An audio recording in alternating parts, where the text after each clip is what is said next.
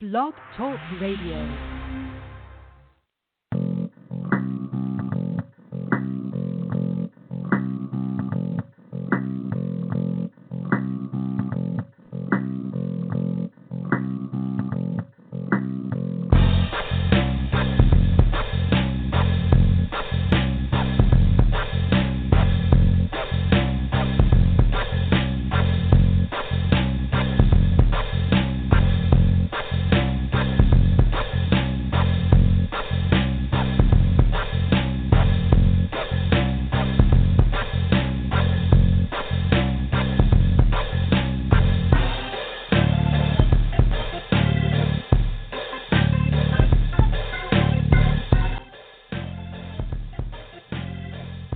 Good evening. Welcome to View Up Here. I am your host, Canadian Glenn. It is October 26th, 2016.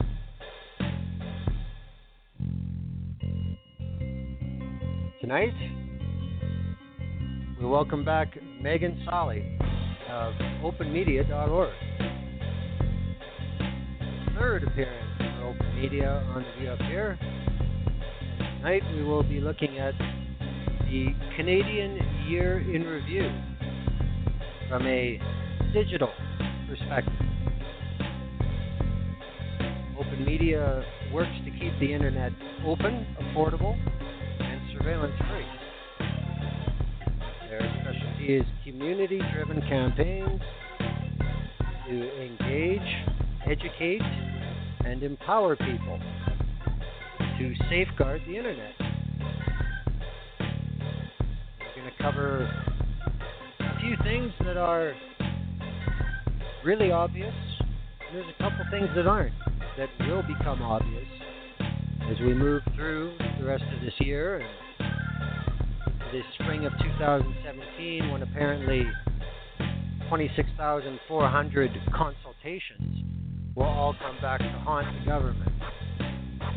We're going to look at the changes that the Heritage Ministry is going to bring along to update basically laws that control a lot of content that, the name's kind of a little vague about.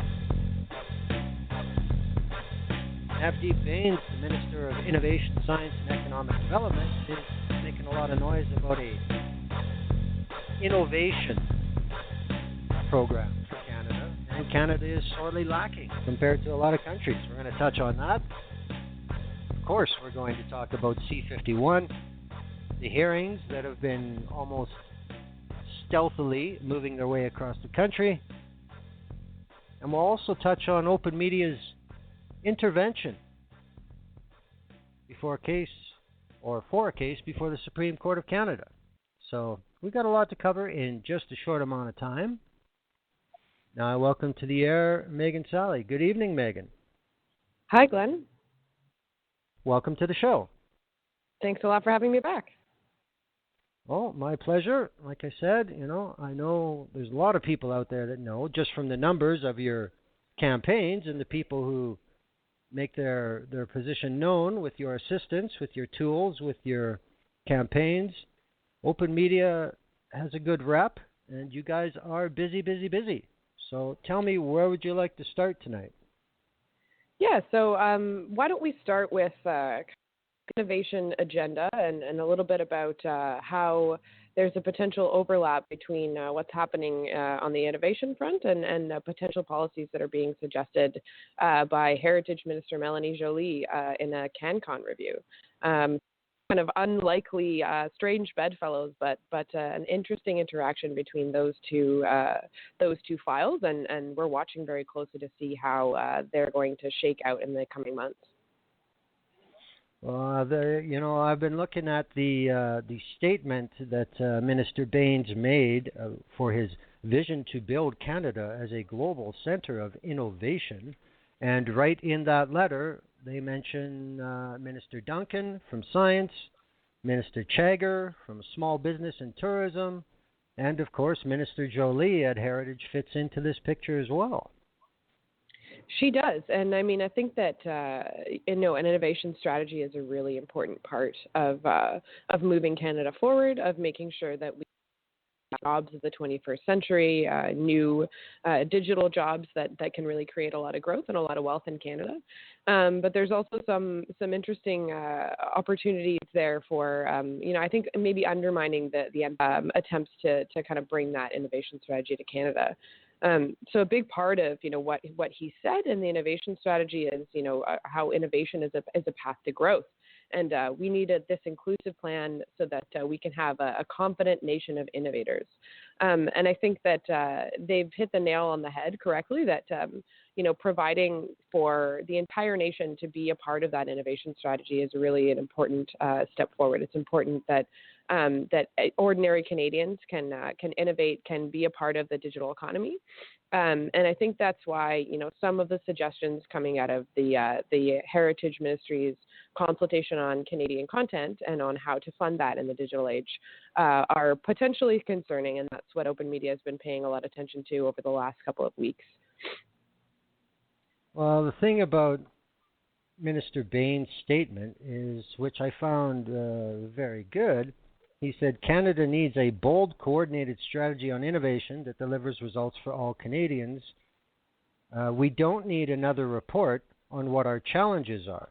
We need fresh ideas and a joint action plan that will make innovation a national priority.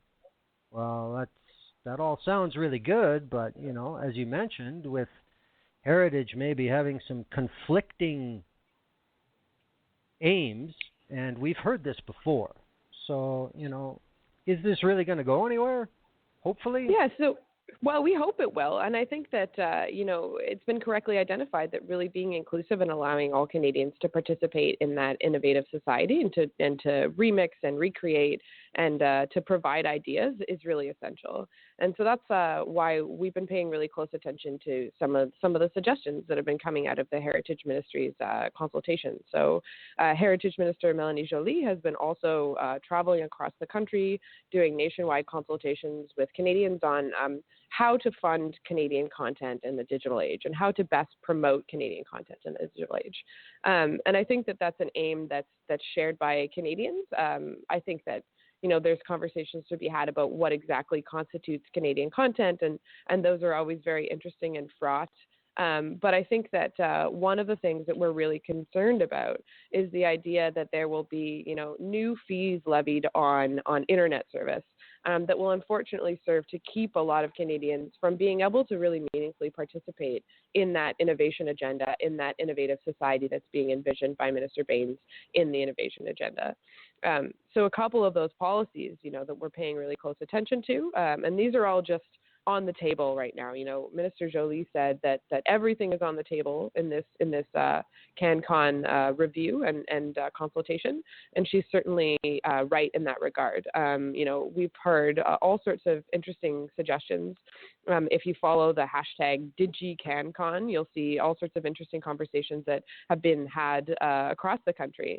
But also some concerning suggestions, I think, from some of the legacy media providers who are hoping to be able to kind of prop up their legacy offerings by levying additional taxes on internet.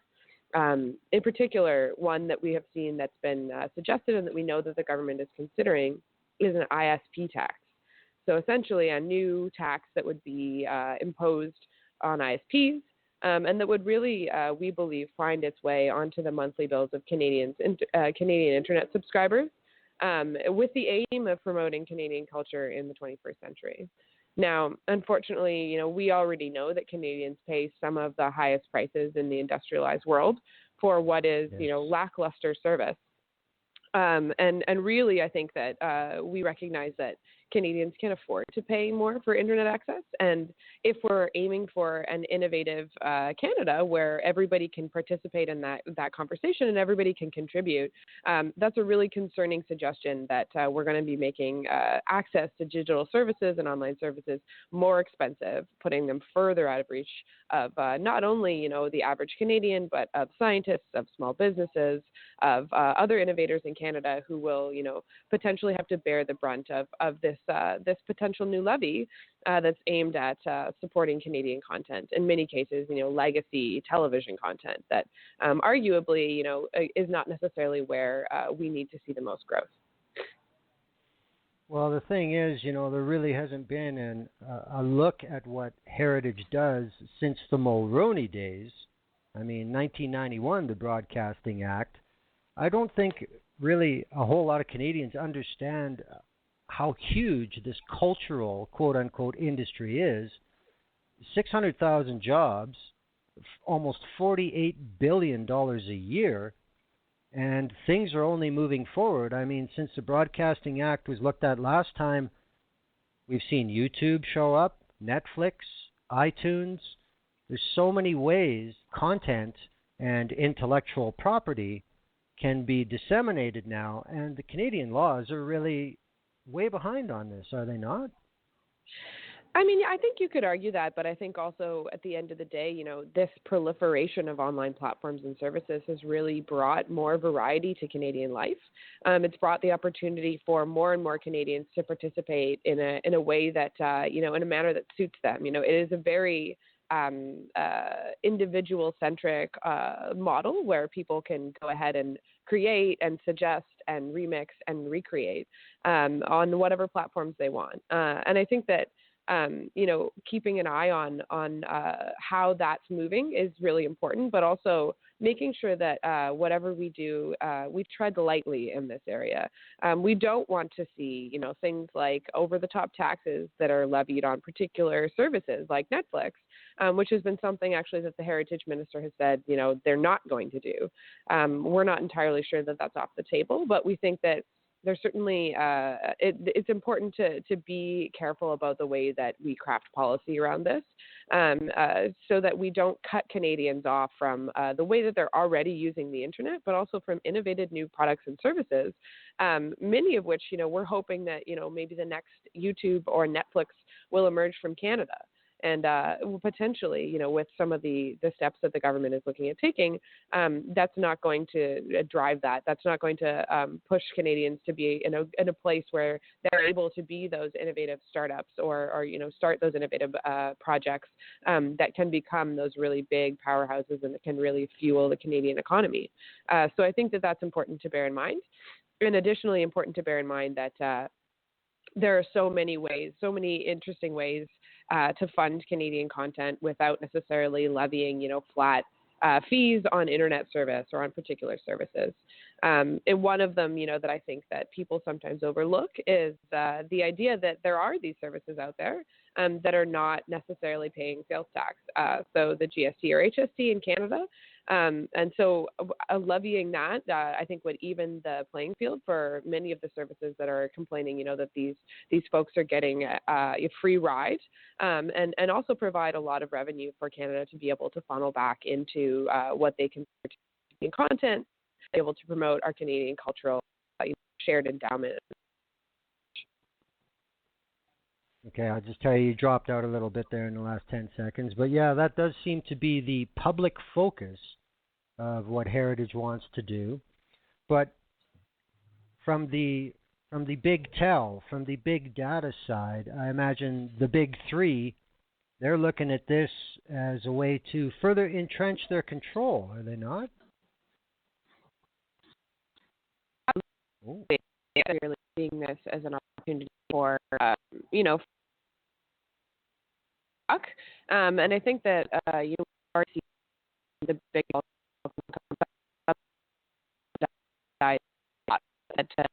Megan, I got to stop you. You're really picket fencing bad. We're really not hearing anything you say. Did you move or anything, or we're not hearing you at the moment? Oh, she's still connected. We're not hearing you at all now.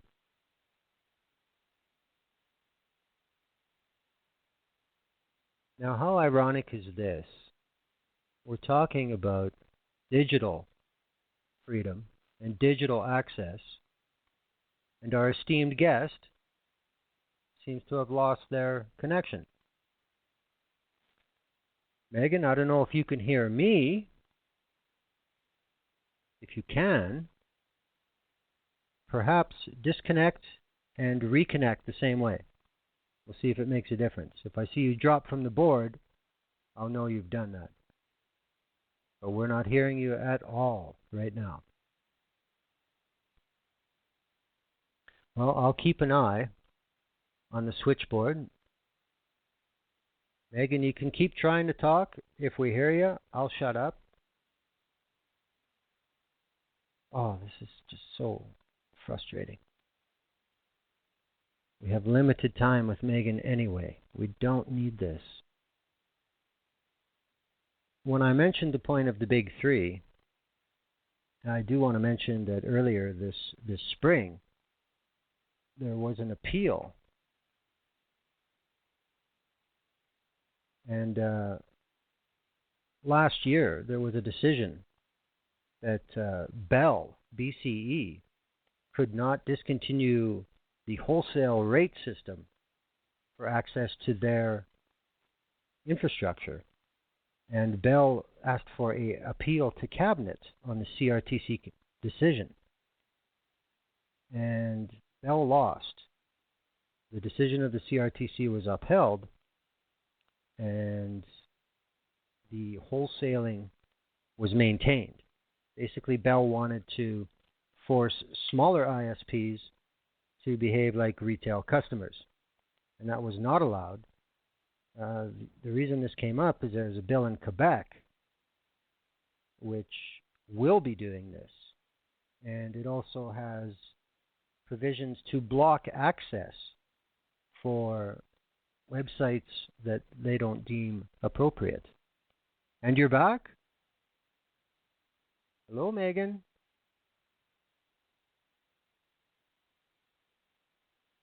Hello.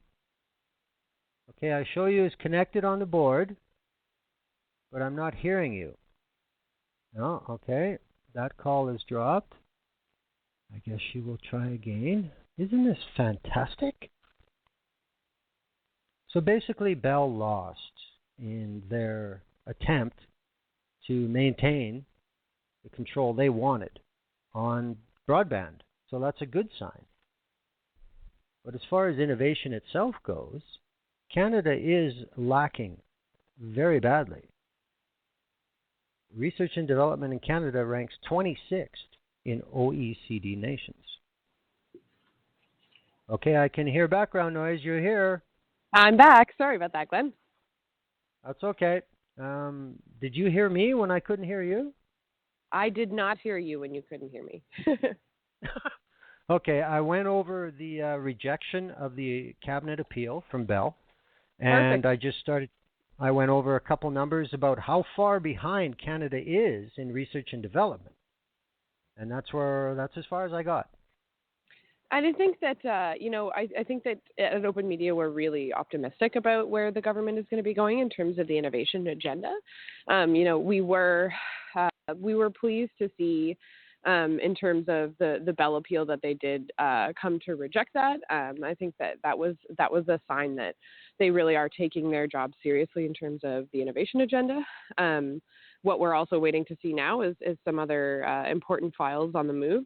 Things like the MTS Bell merger that we know is potentially on the table, and we're hoping we're going to see the government take bold steps there as well, and say that that's not in the best interests of Canadians. It's not going to provide more choice and affordability.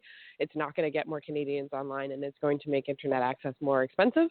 And we know that when the costs of access are lowered, we have a much more robust opportunity for folks to participate in that digital economy, in that innovation agenda in a way that meaningfully connects them with the rest of Canada, and provides a lot of economic opportunities for us. So I think that the government has kind of staked its claim as hopefully having a very bold approach to innovation in Canada, and a bold approach to telecommunications policy. And we're kind of waiting for that to be borne out in the rest of their innovation policy, and we'll see what decisions are coming down in the next couple of months. Does OpenMedia have a specific campaign for people to be heard on this matter? Not at present. I mean, I think we're paying a lot. Well, actually, that's not entirely true. The data caps that we're running right now. We're running a really important campaign to end data caps right now, and I think that that's a big. People might not connect that with potentially these broader agendas, but I think that it's really key that we take a look at who's connected and how we can actually interact with the digital world around us to create those opportunities, be they in innovation, in art, in cultural production. So as I mentioned earlier, OpenMedia is actually going to be presenting at a CRTC hearing next week, a really crucial CRTC hearing that is going to be examining the practice of zero rating, which is essentially where the big three or whoever your ISP is are able to exempt certain products and services from counting towards your data cap. And that's really problematic because what it allows them to do is really pick the winners and losers of the internet. They can really go ahead and say, I would like for people to watch, my streaming app as opposed to Netflix or something else because they've zero rated or effectively made that app free for you.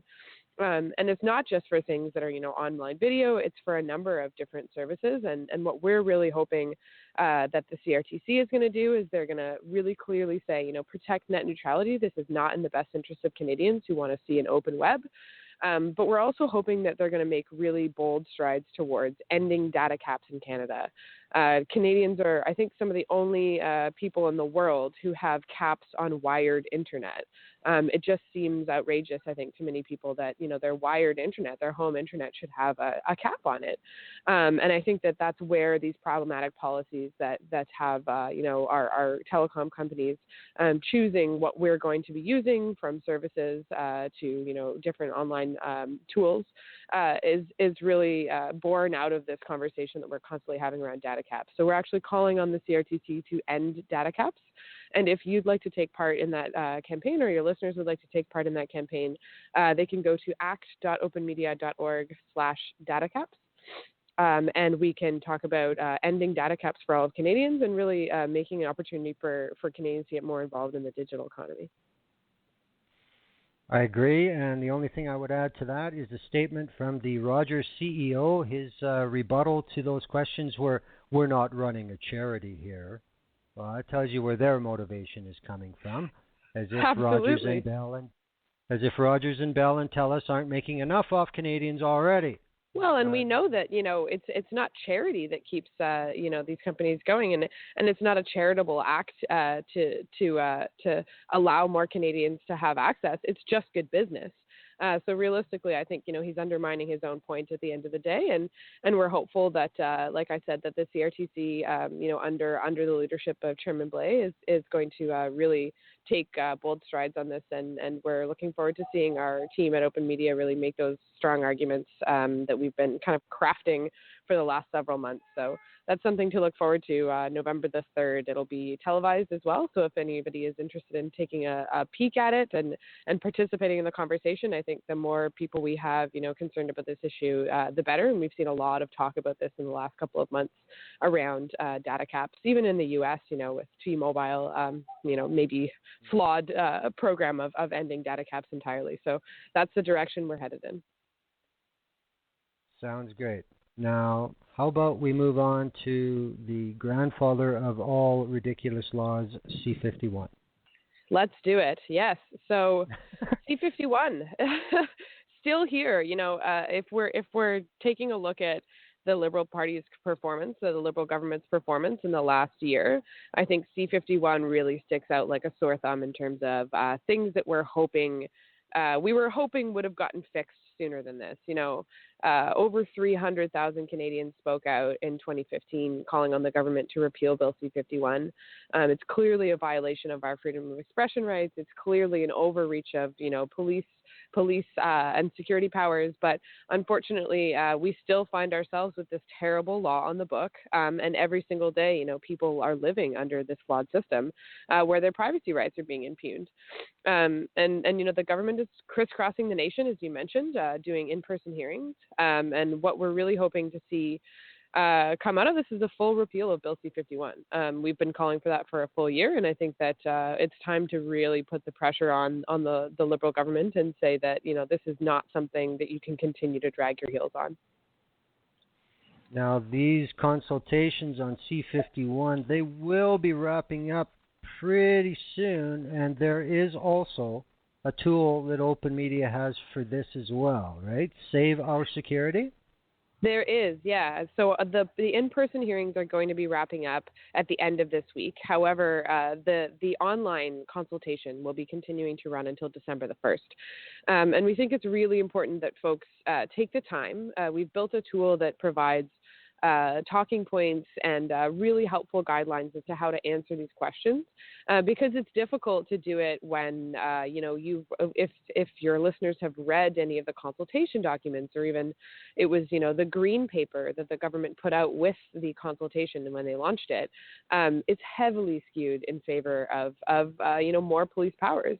It's written in a way that essentially says anyone who uses encryption is a criminal. It's written in a really problematic manner, and I think that this is really something that we're hoping, we'll see lots of Canadians speak out about, is this kind of manipulative language as well around, things that are really important to Canadians, and kind of skewing privacy concerns of Canadians to make them, look and feel like criminals. It's totally unacceptable, and that's one of the reasons why OpenMedia thought it was really important to build a tool that kind of strips away the varnish on some of these things and really reveals what questions the government is really asking about, how to move forward with security and privacy policies that keep us all safe, without kind of engaging in a war of rhetoric about whether or not, all people who use encryption are criminals, or whether or not you should be able to feel like the government isn't sharing all of your personal private information with 17 government agencies. Now, I find this ties in quite a bit. C51 ties in with a lot of provisions that are in the TPP. Now, how much relation do you see between the two? I think where I see the most stark relation is really the consultation process. I look at the government's consultations, and, there's a marked difference between the way that this current government is conducting itself, in the face of Canadian intervention in a lot of different policies, and the way that our previous government conducted themselves.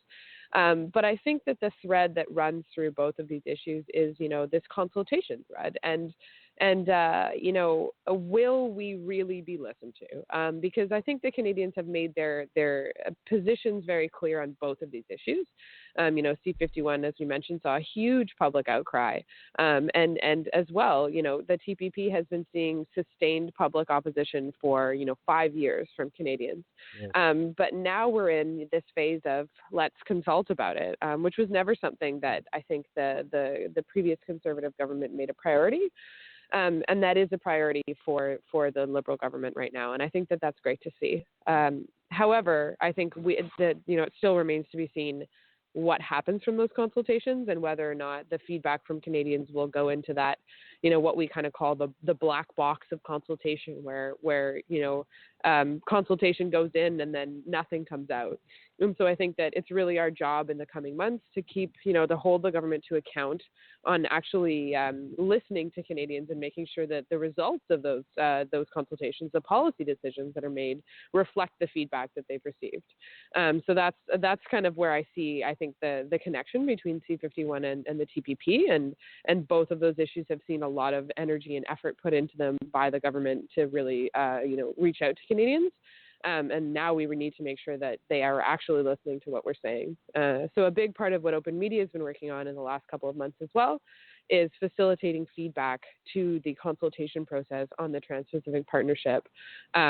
There is a Standing Committee on International Trade that is studying the Trans-Pacific Partnership in Canada, and they'll be collecting people's voices, people's opinions on the TPP, their concerns, support to, direct opposition, and have been for the past couple of months. And that consultation closes on October the 31st. So if you haven't had an opportunity to take part yet, you can go to letstalktpp.ca, and you can raise your concerns with the government. They'll be sent directly to the Standing Committee on International Trade. They'll go right onto the record, and they will form part of the report that committee is required to table in the House of Commons after the consultation period is over. Well, I would certainly recommend that people do that. The consequences of TPP are ridiculous. The copyright extensions, the intellectual property restrictions, the ISDS, the rules for the internet itself. That it's basically the American laws will be imposed on every member of TPP.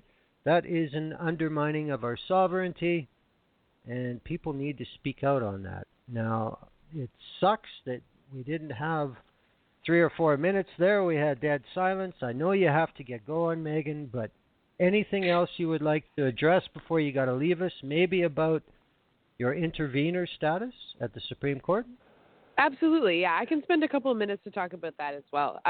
So OpenMedia, had an amazing opportunity this year to intervene at the Supreme Court to really protect and promote free expression rights in Canada. And it was in a little-known case that, to most people probably didn't immediately tweak the idea of, freedom of expression issues and how we would come into play with that. Essentially, the case underlying this Supreme Court battle, the plaintiff alleged that the defendant had violated trade secrets and passed off a counterfeit product as their own. So this original plaintiff then turned to Google and said, this company is ripping us off. Can you remove the links to their offending website? Because they had essentially gone on the lam and had stopped responding, to court documents. And so they asked Google to remove the links to the offending website, and Google complied within Canada. They said, absolutely, we'll remove all of these links within the .ca domain. And the original company, or the original plaintiff, Equistech Solutions, said, that's not enough. We need you to remove those links, not only within Canada, but from your global search result cache. And that is at the point at which I think digital rights advocates everywhere, their ears perked up, and everyone started paying attention. And that's the case that is now at the Supreme Court. Essentially, the BC Court of Appeals actually ruled in favor of Equistech originally and said, yes, Google, you have to remove these search results worldwide. And then Google appealed that to the Supreme Court of Canada, and that's where OpenMedia is intervening. And aside from the original case at issue, which OpenMedia is not taking sides on, I think there are some really important implications here for freedom of expression. If there is a world in which we are following laws or following judgments of one national court that says, you have to censor internet content worldwide, that certainly sets a really dangerous precedent. And that's been highlighted by, Canadian internet freedom advocates. It's been highlighted by international groups. It's been highlighted by freedom of expression organizations. It's certainly something that I think a lot of people are paying attention to, and that has some very interesting implications. So OpenMedia, for its intervention, is calling on the courts to establish a charter values framework, essentially, that would help courts in deciding when it's appropriate to censor content on the internet. We're not of the belief that everything belongs and should stay on the internet, and that there's never content that should be removed. But we're certainly for a predictable, clear system that is understood by both courts and citizens of a nation, that lays out, what the considerations should be when a court is risk content online. And so the bulk of our submission deals with, establishing that the internet should be, recognized as a really critical method of freedom of expression, and essentially we'd like to enshrine, the internet as an essential medium of communication under the Charter of Canada's Rights and Freedoms. So we're really hoping that, the court is going to invite us for oral arguments in December so that we can expand upon this argument that we've made in our intervention, and that we've really kind of kicked off the conversation about how courts can limit access to expression online, and we're really excited. This is our first court intervention as OpenMedia, and we went, straight to the Supreme Court. So this is a really interesting opportunity for us to have this conversation. Well, Chief Justice Beverly McLaughlin has already stated that this case may be the most important that the court will see in this session. You have some heavyweights with you as interveners: BC Civil Liberties Association, the Canadian Civil Liberties Association, and the EFF. Now, the jurisdictional issue here is huge because if the Supreme Court rules in favor of ECOSTAC solutions, then this will be precedent around the world. And this issue is one of the things that got ACTA and CISPA defeated because of provisions like this. So this is a very important case, and I wish you all the luck for sticking up for basically the world's right to search, to express, to use the internet for what it was meant to be used for. Thank you so much, Glenn, and we're really looking forward, like I said, to being able to expand upon that argument. And I think that you really hit it right there. Is that without some of these core pieces of infrastructure like search functions, people can't find things on the internet. So it really is a meaningful restriction on our freedom of expression and our freedom of information. And so I think that this is a really exciting case. We're going to be, as you mentioned, going up with a bunch of very intelligent, very well-versed advocates in this space. And I look forward to following up with you sooner rather than later about where we're at, and hopefully telling you the good news that we've been invited to expand upon our arguments at the Supreme Court. Well, I look forward to that. As I said, too bad we lost a few minutes, but sorry about that. Yeah. Oh well, it happens. That's happened. Why we're fighting for better internet. Indeed we are. But I understand you have to go. So be it. Thank you very much for appearing again on The View Up Here. And thank you so much for having me, Glenn. Alrighty, and as the rest of the show goes on, I will push all those specific pages for campaigns again, and I'll make sure we get the word out for OpenMedia. Wonderful. Thanks so much. All right, thank you, Megan. Good night. Good night. Alrighty. Well, I don't know. I'm kind of used to it on this show now. There's always something that happens.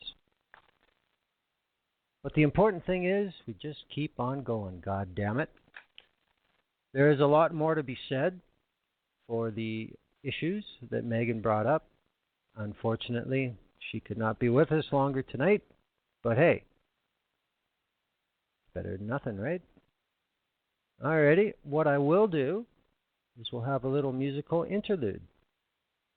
And then I'll come back and we'll drill down into some of these issues. There is the executive summary of groups that are associated with OpenMedia, connectedfuture.org, an agenda for free expression that it respects creators and embraces democracy. We'll take a good look at that. We'll take a good look, and I'll mention again the online tools that OpenMedia has available for their campaign against the Trans-Pacific Partnership, against C-51, which only has 5 days left till it closes. We'll take a little closer look at the Supreme Court case, and then we'll head back to the real conflicts that exist with what the Liberal government's trying to do between innovation and Heritage Canada. And, Heritage Canada was created by the Chrétien government in the early 90s, and it was advertised as a protector of Canadian culture. Well, that it is, but something else that the Ministry of Heritage has always been used for is as a censor. Sheila Copps was the first minister, and she basically was a censor, nothing else, deciding what is Canadian, what isn't. That may sound fine on the surface, but the reality of it was anything that the government didn't agree with, that was non-Canadian. And I have examples. But that will come after our little interlude, and here is a suitable song to discuss the subject of the evening. We'll be back in 5 minutes. Stay tuned to The View Up Here. All right, welcome back to The View Up Here. Free Will, Rush. Suitable tune for the topic matter tonight. And it's Canadian, eh? Vincent Bay, if you're listening, I know you love that. I was thinking of you, Vince. All right, let's dig back into this stuff. as I said, our digital future has been a long-going campaign from OpenMedia, and it's a crowdsourced agenda for free expression on the internet. This most likely will play in to what Minister Jolie and the Heritage Ministry will be doing with the Everything's on the Table review of Canada's content rules in all media, from print to radio, television, and internet. Like we mentioned before, it was the Mulroney government the last time this was looked at, and it made a big stink back then, and I'm sure it's going to make a big stink this time. But connectedfuture.org has come up with an agenda for free expression.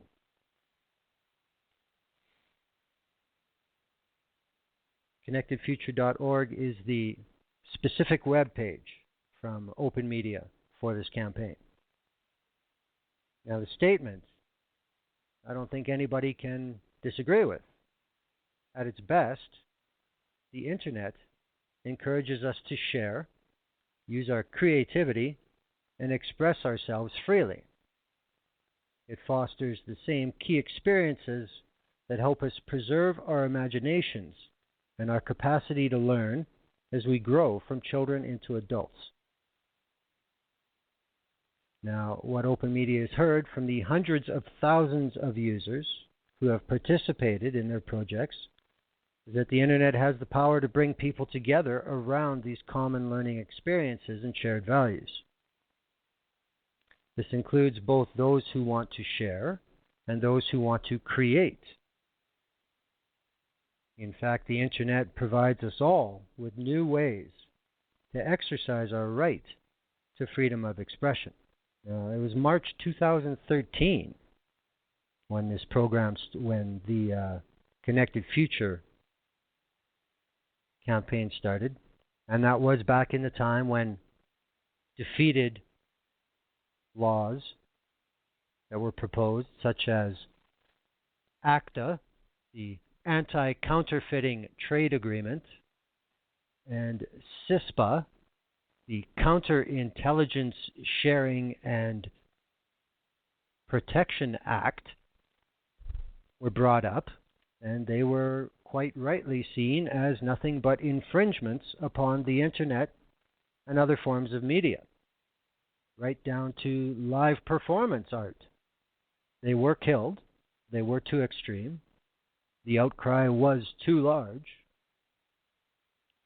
But as we know, these things never go away. The Open Media campaign has drawn participants from 155 countries around the world. In the slideshow on the show page, there is a graphic that shows where contributors to this campaign have come from around the world.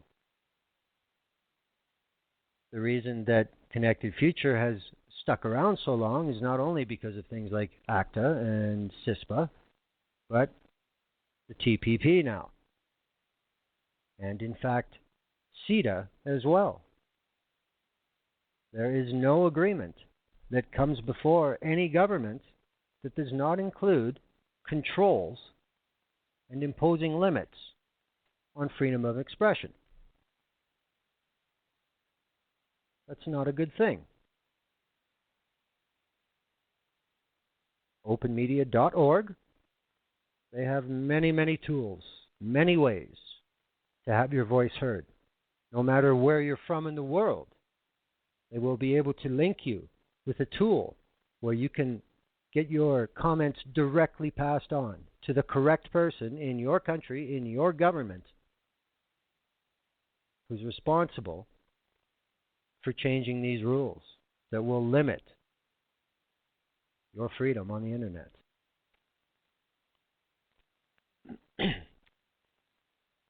You know, all the stuff that's gone on with CETA in the last week, and for anybody who hasn't heard, the Canadian government jet will not be leaving Ottawa tonight for Brussels tomorrow. The third deadline of the week has come and gone. There is no deal at this point. Is it dead? No, of course not. Multinationals want it. That's why it's not dead. But it is severely impeded. And the tide is turning. This is the beginning. As I said, ACTA, CISPA, it's growing. Now it's CETA. In Europe after this it will be TTIP, which CETA was seen to be the precursor for. And for us in Canada, CETA is the precursor for the TPP. It's time for people to continue to be heard, and heard loudly. Because, this stuff isn't going to go away. And some of the comments out of Ottawa this week regarding CETA, especially from the opposition Conservatives, who were the ones who negotiated CETA in 7 years, in secret.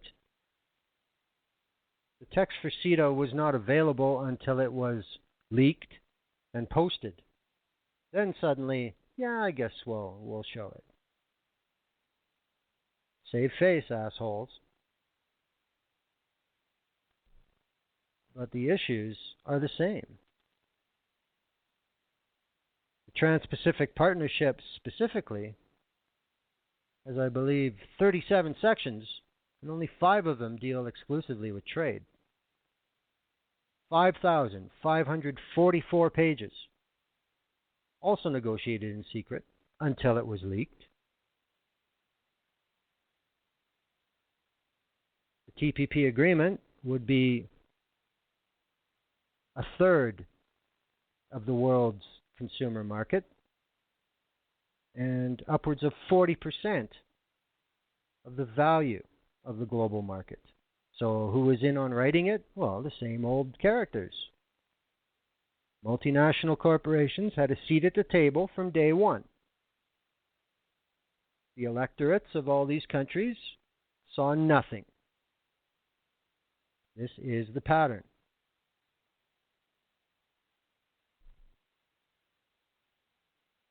Just as we've seen this week with CETA, there is nothing in the Canadian Constitution that forces the federal government, or for that matter, the provincial governments, to actually ratify it in their assemblies. It is a decision that can be made by government, by the party in power. Well, that's the way our Constitution's written. And I'm not even going to go onto the subject of what we do to change that. We all know. It ain't never going to happen. But the member nations of the European Union play a different game. Now, the problem I've had with CETA, especially this last week from the corporate media in Canada, is it's all Wallonia. It's all Wallonia. They're holding up this agreement that everybody else in the EU loves. That's bullshit. Out of the 6 legislatures in Belgium, 4 out of 6 are opposed to CETA as it is. Germany has provisions through their protracted federal court case that Germany must have the option to opt out at any point without penalty if the full implementation of CETA doesn't sit well with them. Austria will follow suit. Poland has problems with some parts of CETA. Hungary has problems with some part of CETA. Romania. France at one point had problems with parts of CETA. And then, of course, we have the Brexit question. With the United Kingdom leaving the EU, Germany and France run the EU. If Germany decides that CETA is no longer in their interests, it will be basically a dead agreement. Now, Canada is the 12th largest trading partner to the EU. That's it. Tariffs are already very small. There are very few limits on trade between Canada and the EU. What is the issue? The issue is everything else. Don't forget, CETA stands for Comprehensive Economic Trade Agreement. Everything else is on the board. Banking, water. CETA will affect how municipal governments in Canada can no longer have a buy local campaign. Is that right? Is that just? And the biggest complaint from both sides who are opposed, Canada and the European Union have well-respected, well-reasoned, and lengthy histories of fair and just court systems. Why do we have to leave those court systems to settle these disputes that may arise? Why do corporations have more rights than the citizens in the EU or Canada? I've never been for CETA, still not. I've never been for the Trans-Pacific Partnership, still not, will not be. I think back to February when the signing was done for the TPP in a casino in Auckland, New Zealand. How ironic is that?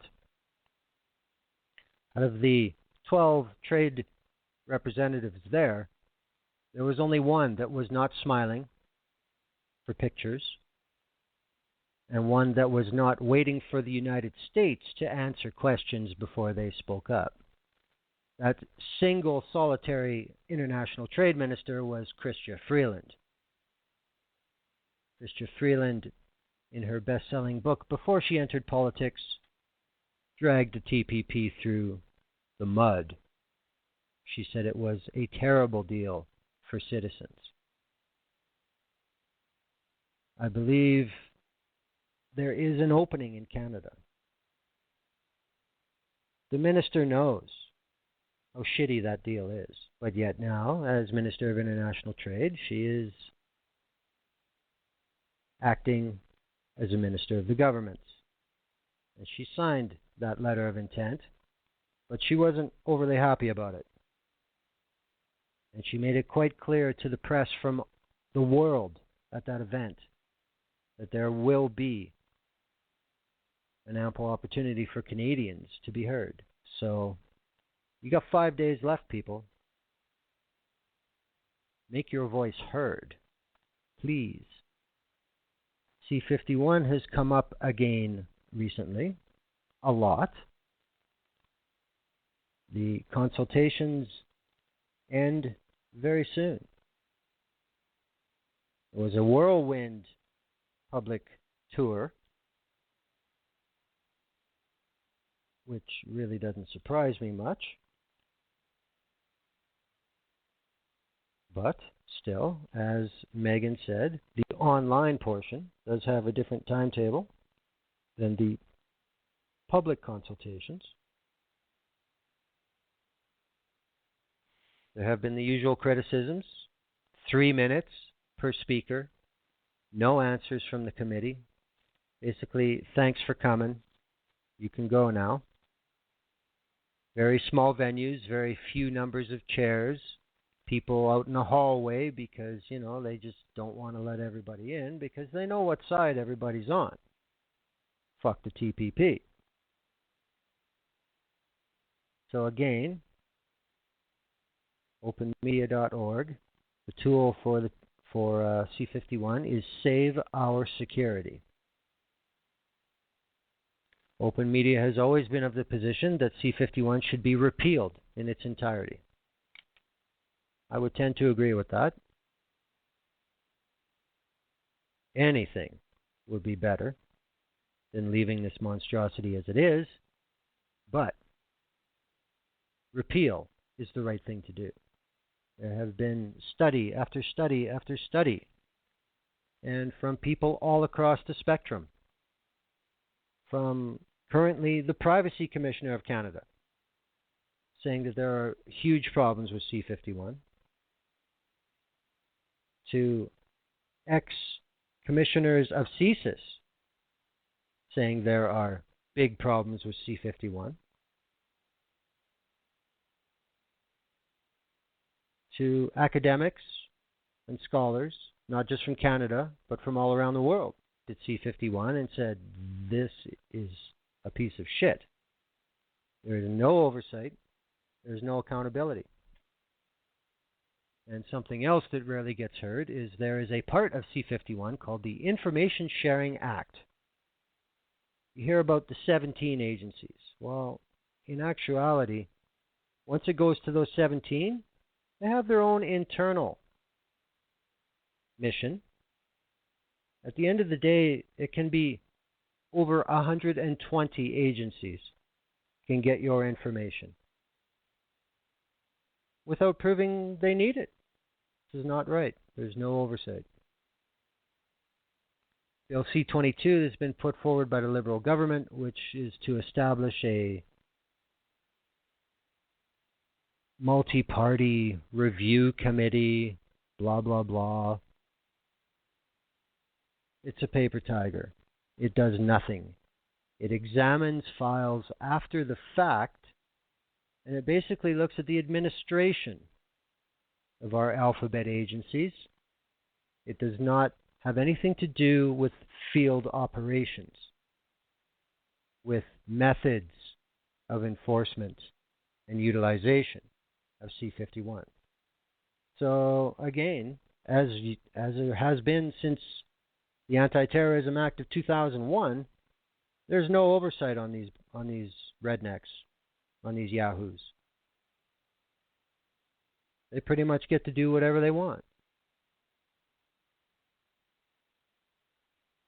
The commission that was struck after Maher Arar was tortured illegally in Syria, thanks to CSIS. That report has sat on the shelf for nearly a decade. That report said real oversight.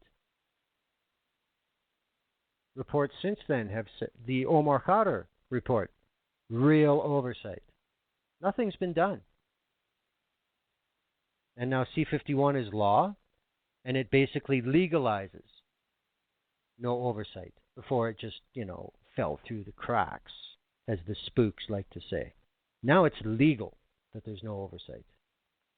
This is well beyond the United States, well beyond every other member of Five Eyes.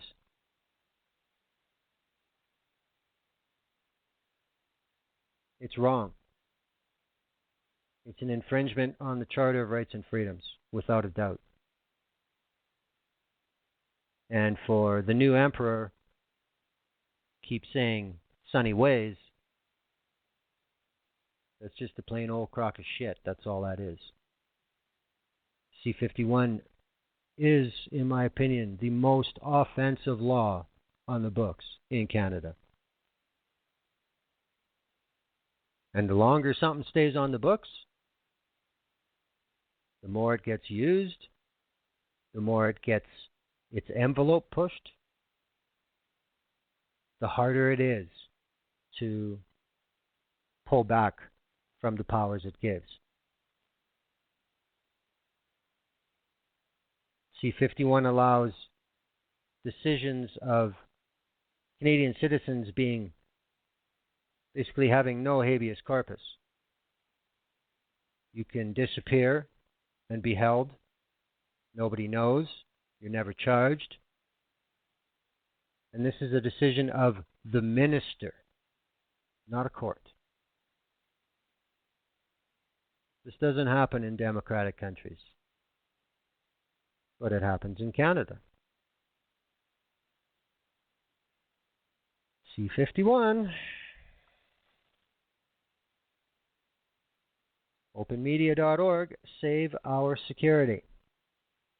And even if the government chooses to ignore the protestations and the statements from hundreds of thousands of Canadians, There are organizations like OpenMedia that record them all, that keep record. So there is no government now or in the future that can come out and say, well, it didn't seem to be a problem then. Yes, it was. Here's the proof.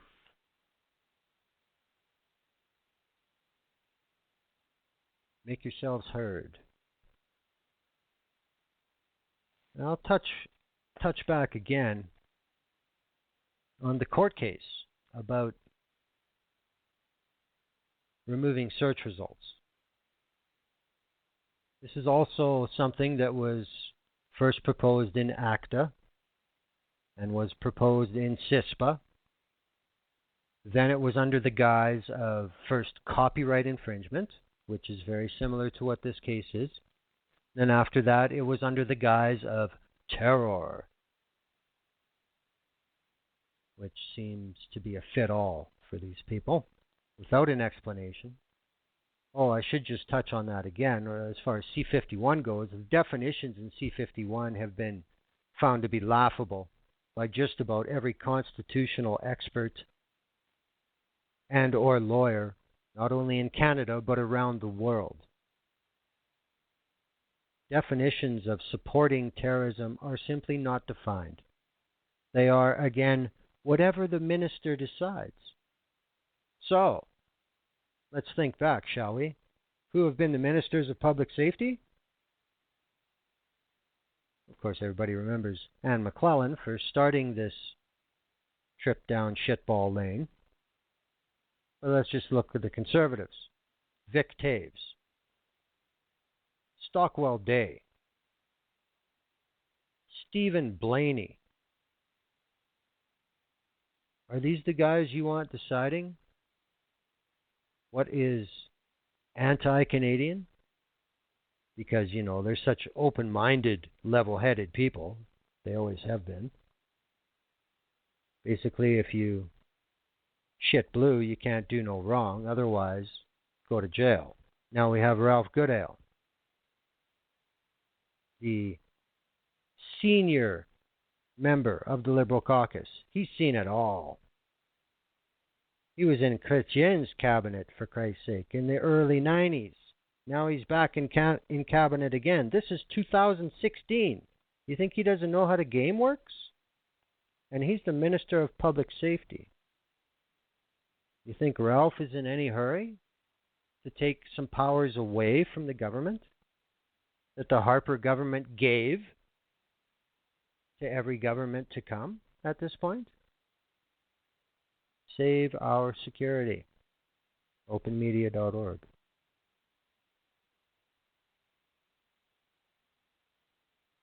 Now, back to the intervention. As Meghan described, it started out as a simple copyright issue. And true enough, I mean, you know, it has to be admitted that this Ecustech Solutions was a dirty company. They did, in fact, steal designs and try to profit from them. They have since disappeared. They're tits up, which is what they deserve. But where this has gone, with the holder of the intellectual property rights to make a request of Google, arguably the most powerful corporation on the face of the earth, to remove search results globally for a company involved in copyright infringement in Canada with a population of 38 million people? That's over the top. There's absolutely no reason for this to happen. If this were the United States, that's a different issue. We're looking at, 365 million people. We're looking at the home of ICANN, well, for a couple more months. We're looking at, 9 out of the 13 base root servers for the entire internet. They're all in the United States. If this was an American copyright issue, I can, If you remove search results on an American corporation in the United States, that's pretty much global. But for Canada to set this precedent, to allow corporations like, for instance, say, what if ExxonMobil doesn't like something that Desmog Blog is put on the net? Can they use this precedent to go to Google, to go to Bing, and say, delist Desmog Blog? Because they wrote one piece that pissed us off. Is that right? Well, I mean, it's rhetorical. Of course you know it's not right. But this is the precedent that this has a danger of setting. Well, the British Columbia Court of Appeal even decided in this way baffles me. But considering some of the other decisions under the Clark regime that the British Columbia Court of Appeals has made, especially regarding Indigenous rights, I guess I'm really not surprised. However, I think it is a very big flag that Chief Justice McLaughlin has already said before the fact, before even hearing this case, that this may be the most important case that the Supreme Court of Canada hears in this session. She understands how important this is.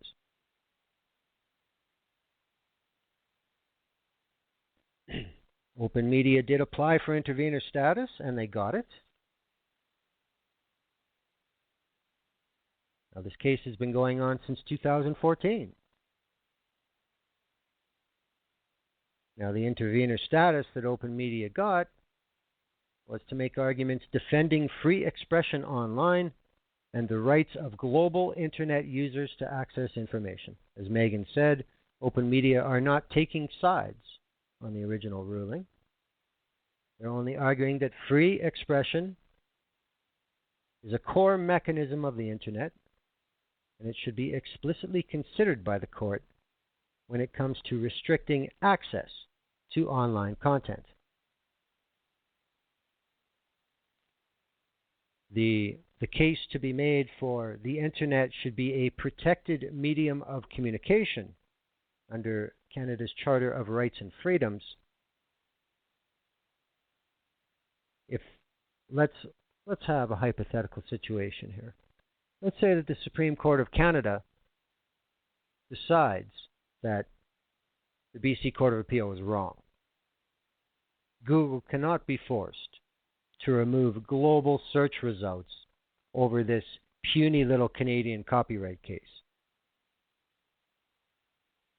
If that happens, I can see that decision being a big part of the white paper that Melanie Joly's Heritage Ministry will be making. You know, there are people that bitch and complain about the Supreme Court and they're making law. No, they're not making law. They're interpreting law. They're interpreting law on how it affects the individual.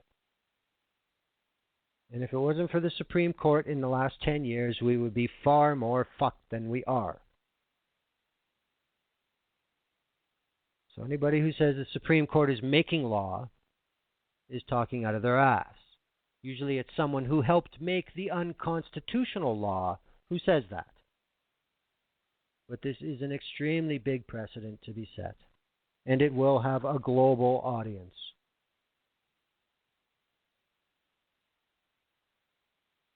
And I would be extremely shocked if Google loses a case in the Supreme Court of Canada. Who is intervening along with OpenMedia? Well, some heavyweights. The EFF, the Electronic Frontier Foundation. Very old hat at these type of issues. The BCCLA and the CCLA, British Columbia and Canadian Civil Liberties Association.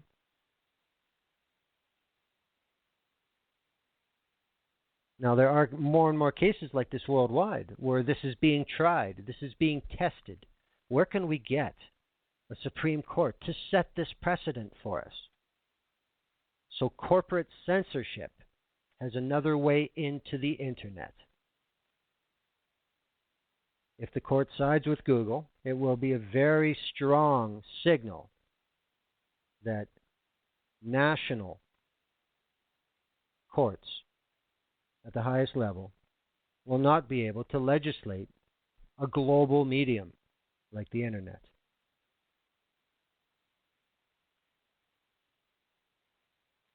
Hopefully, the Supreme Court will hear the evidence and rule accordingly.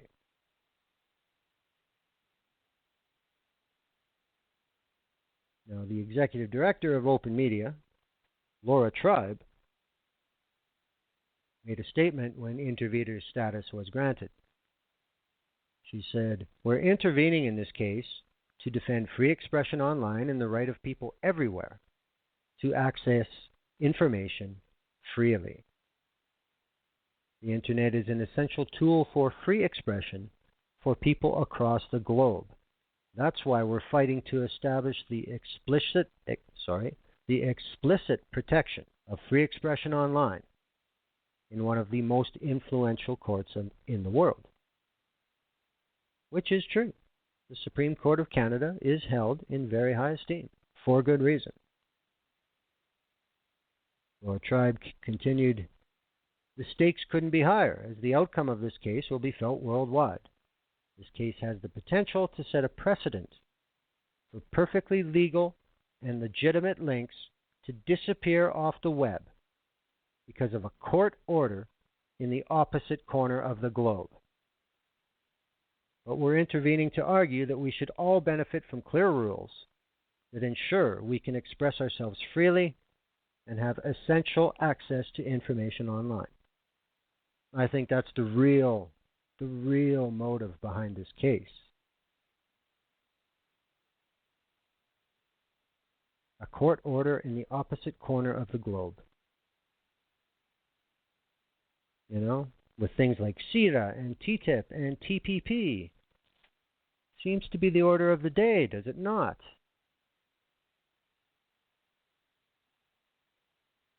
It is time for, I don't want to sound like a protectionist or some sort of neo-nationalist, but goddamn, if people who live in a certain country can't decide what they cannot see, then what kind of sovereignty is that? I'll just comment on something in chat. Hillary is killing TPP. Yeah, she is until November 9th. She supported it from its negotiation as Secretary of State until Bernie Sanders got traction by saying it was a piece of shit. Then suddenly Hillary Clinton decided she was going to kill the TPP. Another issue with that is the White House has been granted fast-track authorization for TPP, which it used, but for TPP to be killed now, it takes the U.S. Congress, not the White House. So no matter who wins the election for president on November 9th, they really have nothing to say about it.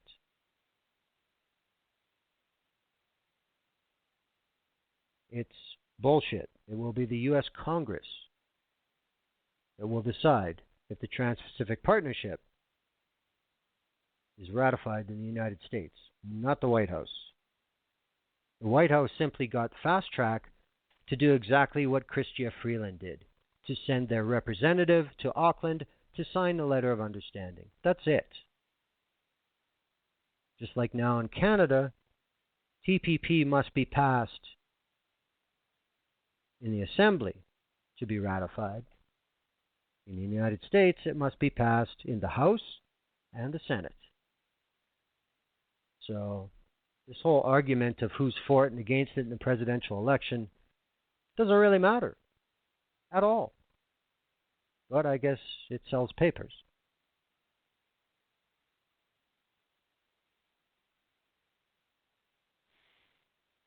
Now, as far as the contradictory aims of the, what exactly is the name of this? There is a catch name for this. I believe it's the Green Paper on Canadian Heritage. And we also have a consultation and report on innovation strategy for Canada. As Meghan explained, there are some conflicting goals from these two different ministries. Now, going back to the Ministry of Heritage, which was created in the Chrétien government,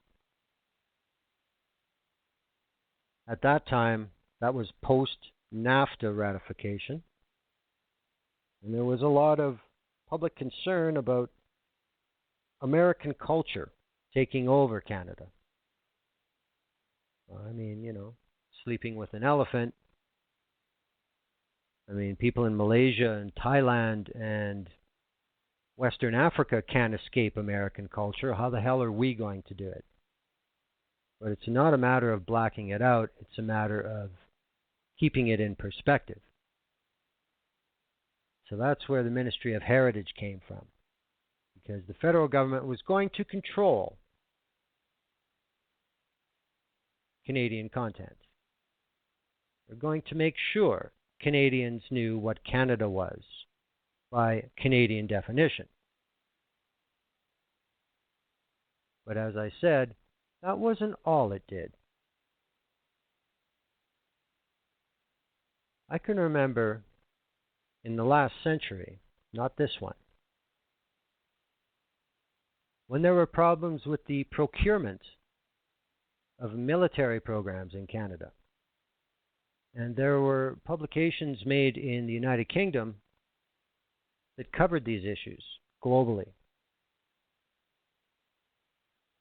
The Ministry of Heritage, perhaps you remember, there was a real big issue from magazine publishers at that time when they were mandated that they had to print a Canadian edition.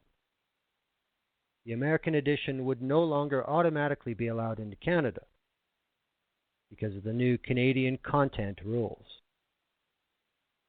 Sounds noble enough, doesn't it? But specifically the case I'm speaking of, the magazine is combat aircraft. And the U.S. edition was no longer allowed into Canada. And the United Kingdom edition had to be vetted by Canadian Heritage. But see, I had a mail subscription, and my magazine came directly from the United Kingdom. Minister Copps had specific articles regarding the dysfunction of Canadian military procurement removed from the Canadian edition of Combat Aircraft. But since my copy came directly from the United Kingdom, I got to see the articles. This is censorship by the federal government. And there was no point to it except to control information that got to the Canadian public that was embarrassing to the government of the day. This has been a core function of the Ministry of Heritage since the day it was established, but it's something that's never mentioned. This is also something that has prevented certain types of reporting on certain subjects by international organizations, news organizations that are not based in Canada, do not have official branch offices here, such as Al Jazeera, and they have been banned from publication in Canada. But now, with the age of the internet, that doesn't really matter much. But consider the decision coming before the Supreme Court. Consider the Trans-Pacific Partnership. Consider the defeated ACTA and CISPA. That's exactly what these instruments are meant to control. Freedom of information, access to information. So when you think back to a Liberal government in the 1990s that had these bold objectives for the Ministry of Heritage, yet used it as censorship to protect themselves, what's the difference now?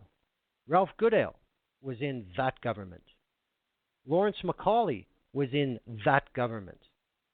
Stéphane Dion was in that government. They're still here. Sunny days, my friends. These are all items to be considered. This is why I'm a fervent supporter of open media. They basically don't pick sides. The only side they pick is common sense, access, privacy, free expression. That's their three pillars.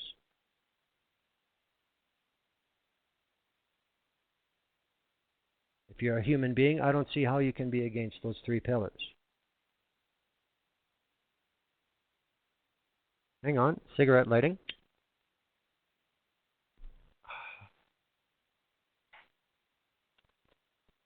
Okay, let's look at these one at a time. First, the Heritage Ministry Green Paper. As I said, I don't think a lot of people really comprehend how big of an industry this is. I didn't. I mean, I knew it was big, but I didn't put it together like this. 600,000 jobs in Canada are directly attributable to cultural industries. Almost $48 billion a year of gross domestic product. That's double the size agriculture, fisheries, and forestry sectors combined.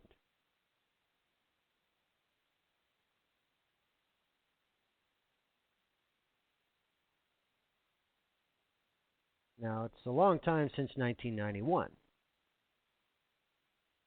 And there have been an awful lot of new platforms and ways to find entertainment and information. So there's no doubt that an update is required.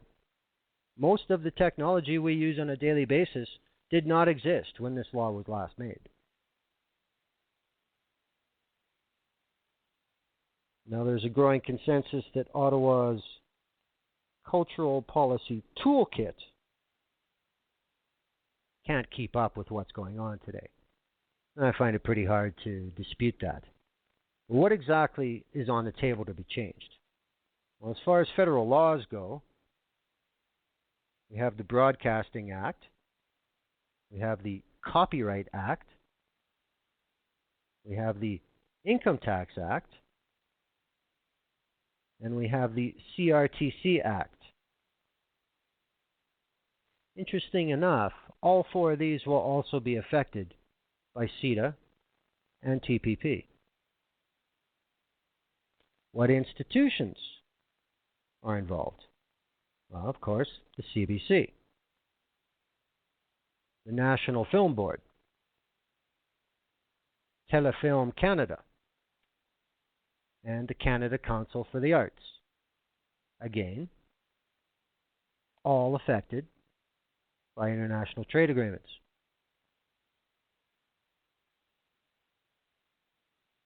Specific policies that are going to be under the microscope are Canadian content for television, radio, and all media, and foreign investment policies that are supposed to protect Canadian book, magazine, film distribution, and media production companies and industries.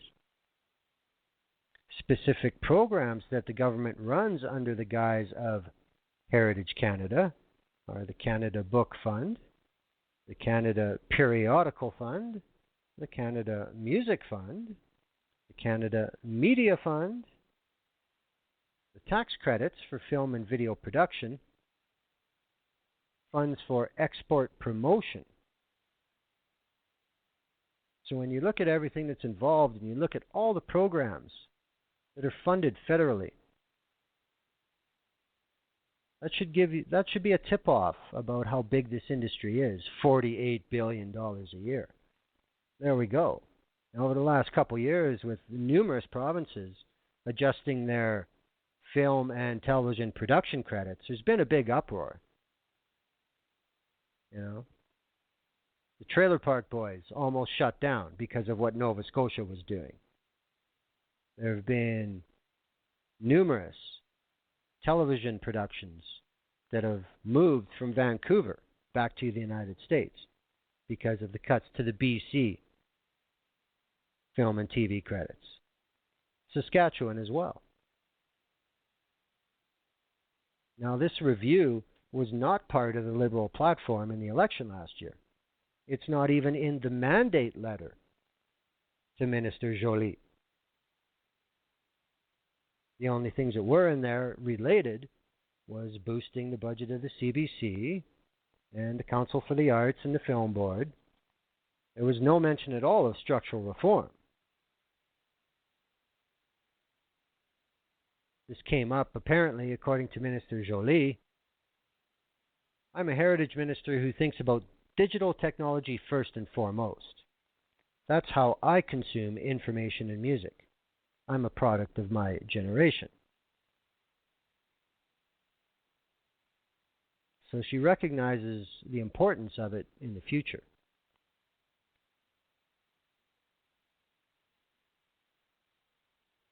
Now, there's undoubtedly going to be submissions from the far edges of the spectrum on this, from the big three, big telecom. We know what they're going to want. Of course, the Conservatives on the committee are going to cry for the privatization of the CBC, as they've been doing for the last decade.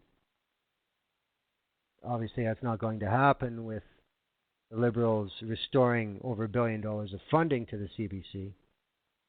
But however, the Liberals have done nothing about the board of the CBC. 8 of 10 who are contributors to the Conservative Party of Canada. And I think that's reflected in the direction of the CBC in the last 10 years. Minister Joly said all of our tools predate the Internet. Well, I think everybody can agree that's not a good situation. So, yes, change is needed. Now, just to demonstrate one little difference from the Conservatives as compared to the Liberals, Minister Joly said, there is a vacuum that has been created. It's not the CRTC's fault. It's because the legal and regulatory framework hasn't been developed in a holistic manner. For a long time, there was a belief that it would be up to the market to manage those changes. For this government, we feel we have to launch a conversation on the best way to support content. So, I will give them that. The Conservatives simply would not allow Canadians to even submit on this. The Liberals are. The consultation will touch on key and controversial issues facing Canada's broadcasting and cultural industries, including existing limits on foreign ownership of media companies and Canadian content rules for television and radio. They also seek input on what should be the CBC's priorities for the future, offering choices such as focusing on local content, reflecting the country's diversity, fostering a new generation of creative talent, or offering all of its content on a variety of platforms, including digital. So this is definitely not the Conservative government when you read that. Minister Joly said she will prepare a new cultural export strategy with, who else? International Trade Minister Chrystia Freeland. While that's ongoing, they will start acting on recommendations to come out of the consultations.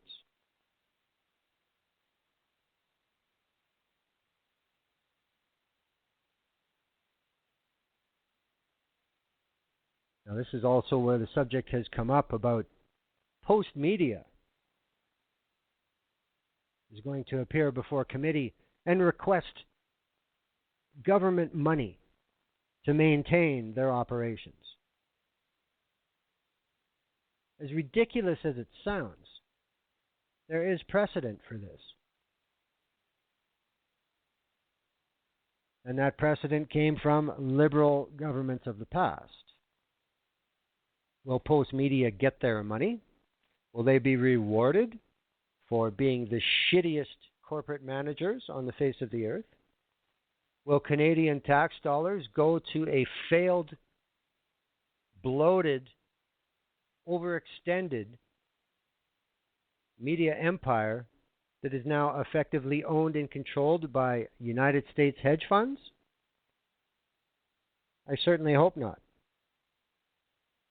Not just for their slanted, biased, lackluster content they generate and the overall abundance of asshats that they employ. Their business model has failed. It's not the Canadian taxpayers' responsibility to reward them. They're not the banks.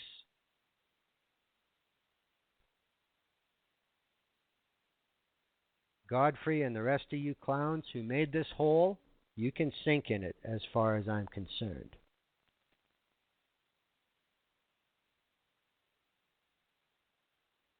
Now, the only gripe from the Alliance of Canadian Cinema, Television and Radio Artists, ACTRA, they want to ensure internet broadcasters play by the same rules as traditional broadcasters. More and more Canadians are turning to internet broadcasters like Netflix when they're looking for film and television programming. However, unlike traditional broadcasters, internet broadcasters are currently exempted from any regulation under the Broadcasting Act. This means they do not contribute to media production funds, and they do not contribute to Canadian content. That is a good point. I mean, let's not forget that we get to watch CPAC because of the Broadcasting Act, which forced the cable providers in Canada to create a fund to establish CPAC. CPAC is watched by far more people in election season than it is year-round. Imagine if CPAC could double their budget, what they could be capable of. Imagine Elections Canada being on board at CPAC, recovering from what the Harper government did to them. That is good for democracy.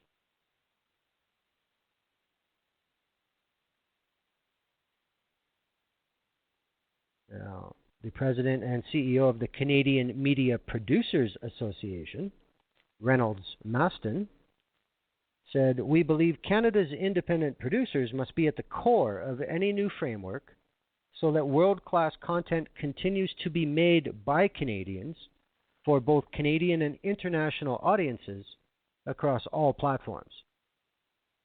Producers must be able to continue to effectively finance competitive productions and retain intellectual property to capitalize and grow their companies. We believe it is important that Canadians can take full advantage of the digital age to access the vast array of content made by Canadian independent producers." Well, that sounds noble enough, but the underlying message there is we expect to be beneficiaries to continue our existence. Again, that concept in itself is slightly in conflict with the TPP and with CETA. And you have to wonder, will ISDS come into play? Let's have a hypothetical, shall we? Minister Joly brings in a new Broadcasting Act that out of the fund from broadcasting, Canadian independent media producers are given a slice. So let's say Disney,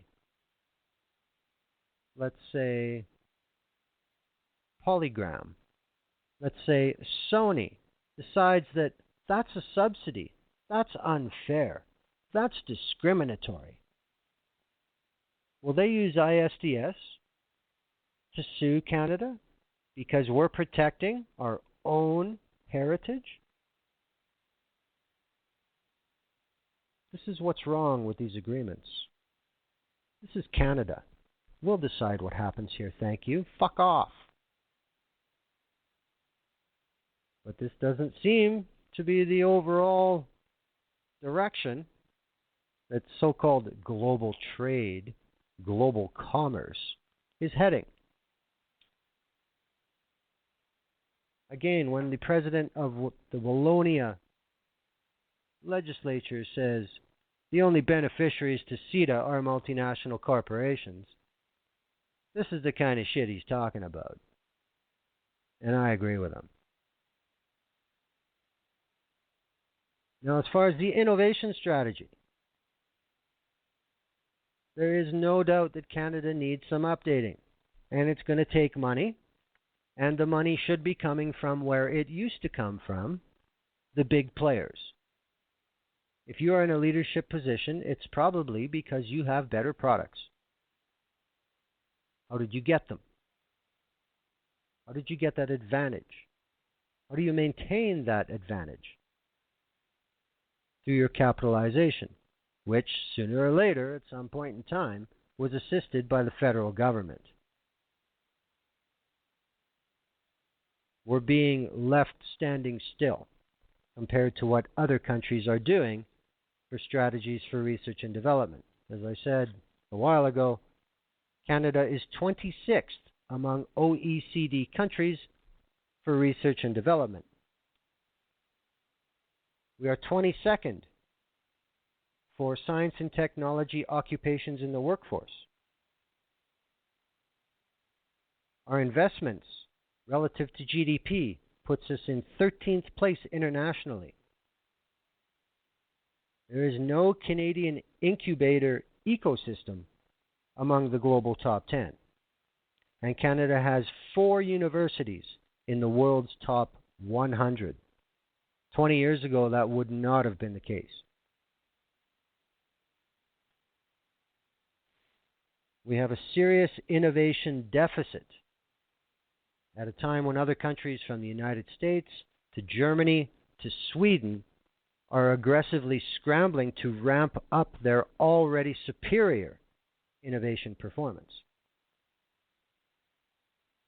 Now, it's not a shortage of federal and provincial programs or tax credits. Canada has no national innovation strategy.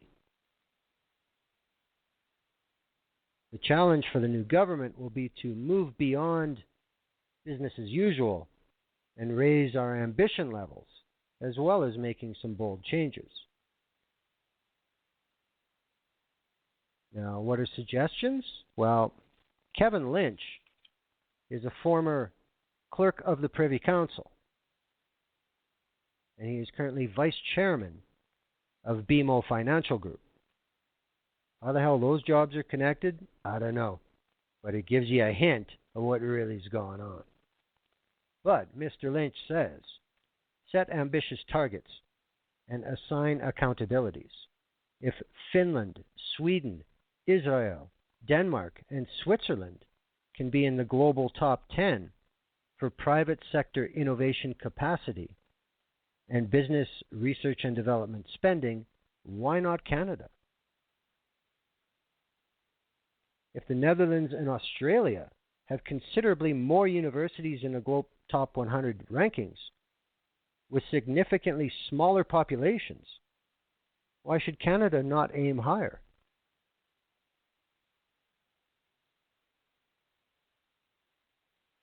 Mr. Lynch says, secondly, aim to be a global talent hub and align our policies. What sets the most successful innovation ecosystems apart is that they are magnets for extraordinary talent.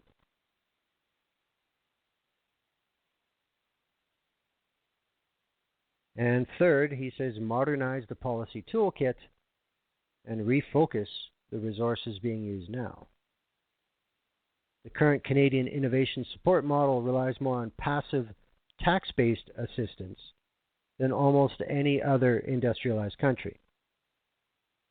He points out one big thing as Canada lacks any civilian technology support programs that bridge between discovery research and ready-to-market technologies. Now, this is a big thing in some of the other leaders. He specifically speaks to the United States and DARPA, Defense Advanced Research Projects Agency. True, DARPA is on the cutting edge of making tomorrow's weapons of death, but there are many, many products that have come to the public market that started with DARPA. You know, the old adage is whatever we have now, the military had 10 years ago. It's true, but that's how it happens. Mr. Lynch says we lack innovation procurement programs by government that would break through the inherent risk aversion that penalizes innovative firms with new products and sticks governments with mediocre technologies where the big risks could not be taken. It makes a little bit of sense. Again, this is something that atrophied away under the Harper regime because, you know, Harper was quite happy to cut all the trees and extract all the oil, and we'll buy all the finished products. That's called a trade imbalance.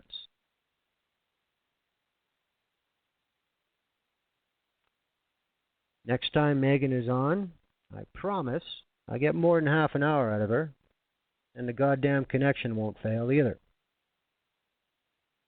But I highly encourage anybody who wants to know the standing, Canada's relative freedoms regarding digital world, go to openmedia.org.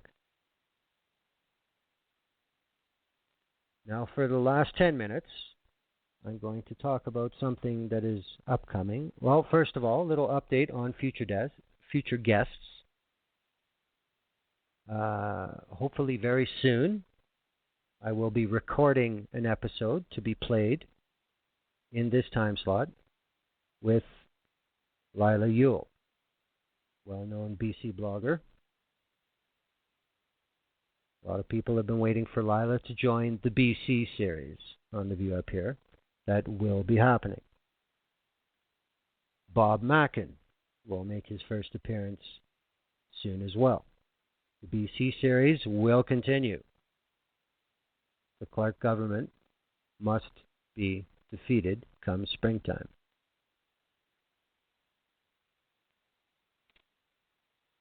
There is the possibility that there will be the View Up Here Global episode focusing on the Dakota Access Pipeline protest. It is a very fluid, very combustible atmosphere in North Dakota right now. Securing guests is proving a very difficult task. But I'm not the only one working on it for this episode, so we'll see what it brings. Hopefully, we can get it done. And of course, episode 107, which will be in late November, will be the return of my first guest, Frankie James. Now, for the last few minutes, I'd like to tell you about something else that will be coming up soon. A lot of people, a lot of listeners will be familiar with the phrase, remember, the 5th of November. November 5th is the Global Million Mask March Day, annually. This year on November 5th, there will be anywhere from 3 to 6 internet radio shows that will be doing a marathon of sorts for that day from different places around the world. Each show will be available on their specific platform for the maximum length they can run. But there is likely to also be a one site plays all situation. There will be simulcast of every show involved with the telethon playing at one site. This is being worked out. We've got 10 days before we have to get this happening. Hopefully things will work out.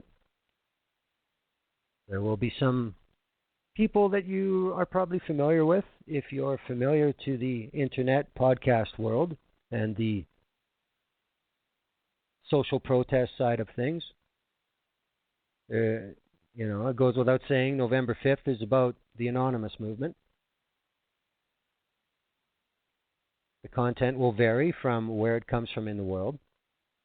What I'm looking to do with my allotment during the telethon, I'll probably play a little bit of music from the past 5 or 6 years that is relevant to the movement. I will probably have some audio clips from shows I've done in the past, my Serena Shim shows, perhaps the Up and On Down show,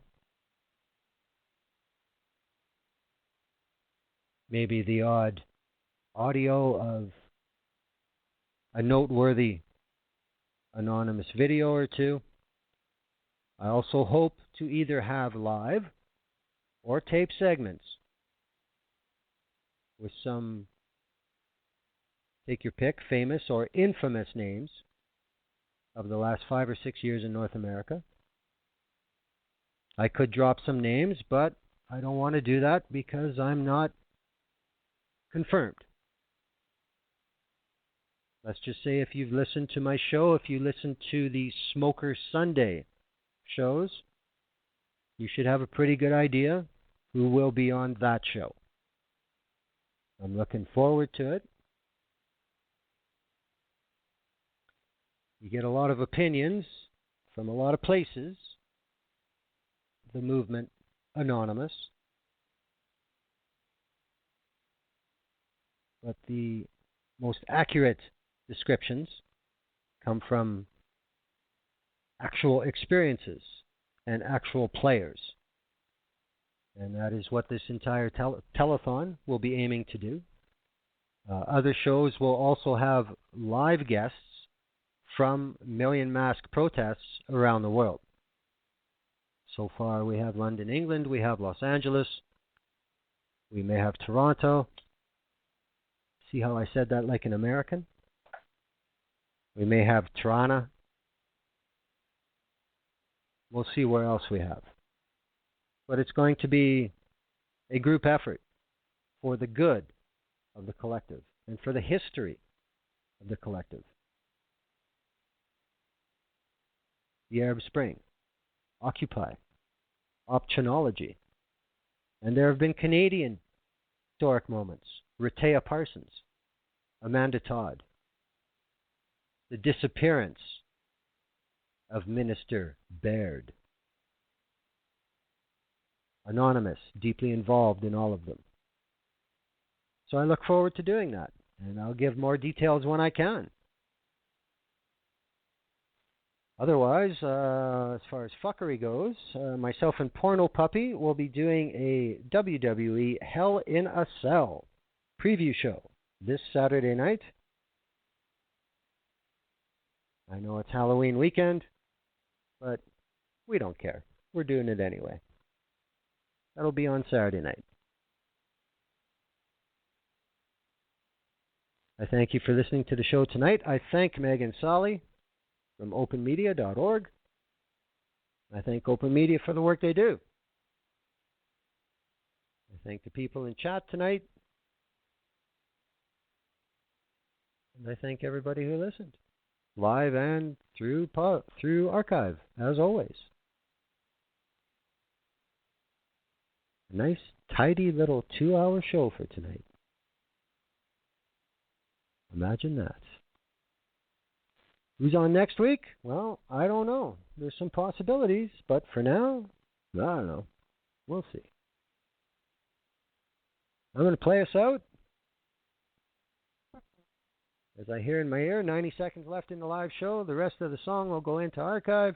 Thank you, everybody, for listening to The View Up Here. Good night.